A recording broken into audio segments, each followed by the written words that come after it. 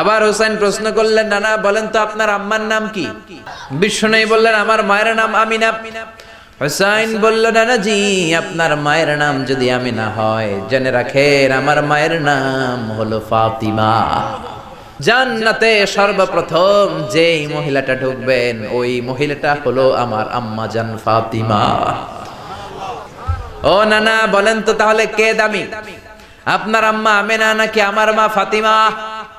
বিশ্বনবী আর কোনো কথা বলে না। হোসাইন একের পর এক প্রশ্ন বানে নানাকে জর্জরিত করছে। নানা এবার বলেন তো আপনার নানির নাম কি? বিশ্বনবী বললেন, হোসাইন আমার নানির নাম হলো বাররা বিনতে আব্দুল উজ্জা। হোসাইন বলে, নানা আপনার নানি বাররা রে কেউ চিনে না, আমরা চিনি না বাররা বিনতে আব্দুল উজ্জা।